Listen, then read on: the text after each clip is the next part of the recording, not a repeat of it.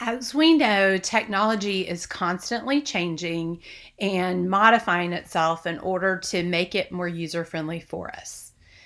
Over the past 24 hours, Google has pushed out an update that will help us as we begin to connect next week with our students in Hangouts. There's good about this and bad about this. The bad part is that the links that we created last week will no longer work.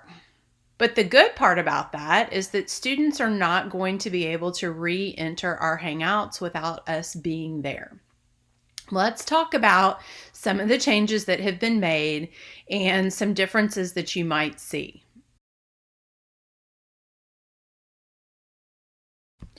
In our initial tutorial, we recommended that you go directly to Hangouts Meet,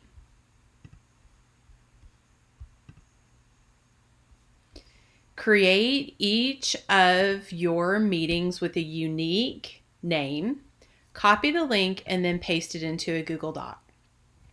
Google has now, after a certain period of time, suspended each of these pre-created meets. The positive about that is that will keep students from re-entering in Hangouts without us. The negative part about that is that you'll need to create your meets just prior to the scheduled time for your meet to happen. Here's how you can go about it. You'll go to Google Hangouts Meet. You will give a unique nickname to your Hangout. You can use this nickname every week as this link will be deactivating itself. So if I use First Period Cassidy this week, then I can name it First Period Cassidy next week also. Click Continue. I'm going to turn off my microphone, and you can either share this link up at the top. It's going to be the very same. So you can copy this link before you have even joined, go to your classroom, and here in the stream, place it.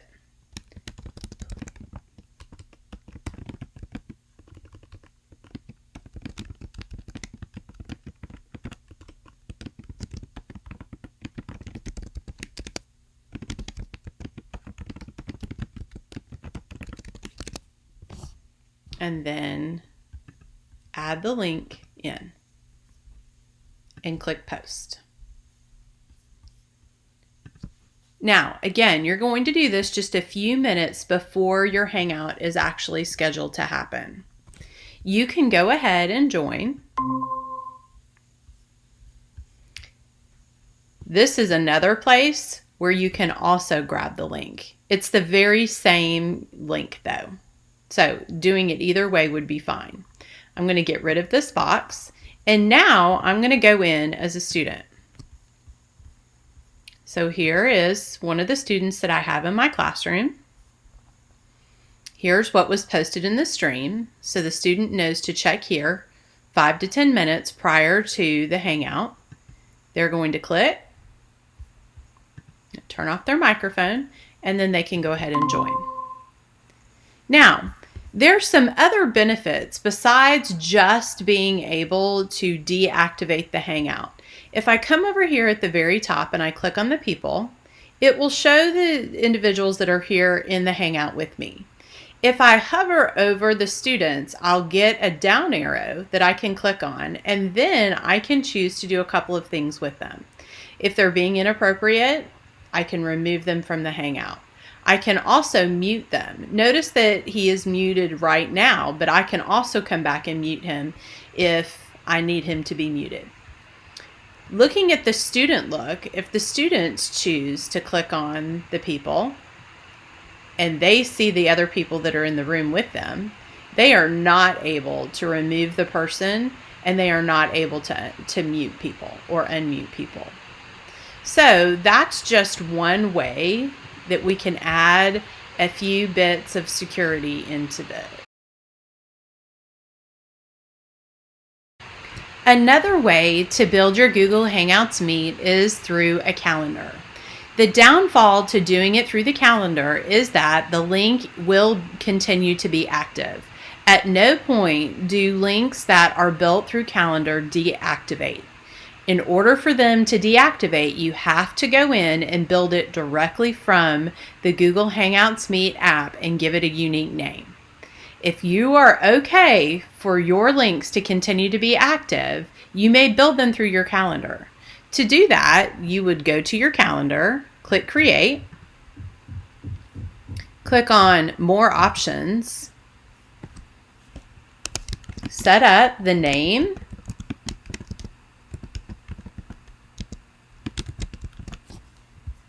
set up the time. Now, I will point out here, even if you set up the time period, that doesn't mean that it deactivates the code or the link. The link will continue to be active. The time really does not matter. It only shows up on the calendar. But as soon as you add conferencing, that Hangout Meet will forever be active. I'm going to add conferencing. I'm going to choose the classroom that I want it to post in. And then I can put any information in here that I want to put. All right, I'm going to click Save.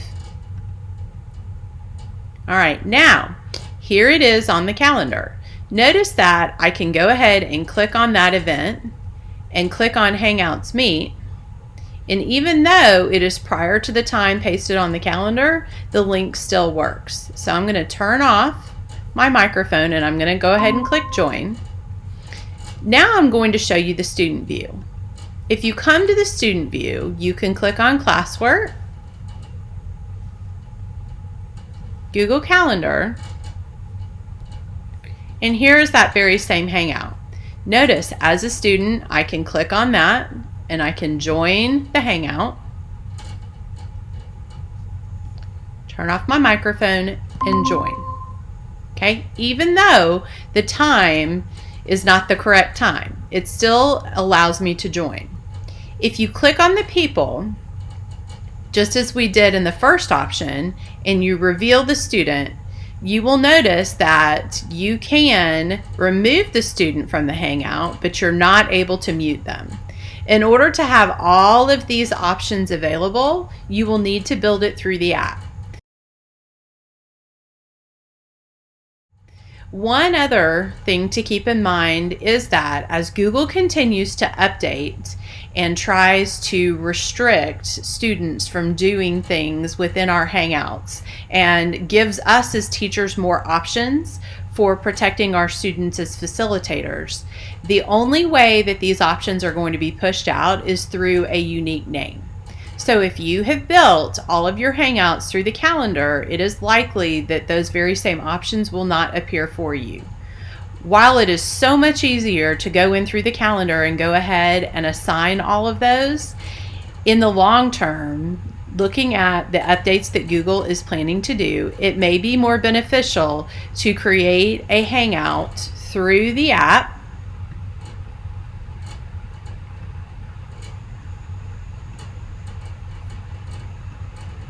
and give it a unique nickname right before your Hangout happens. That will help to restrict your students and also allow you to be up to date on all of the options that Google is continuing to push out.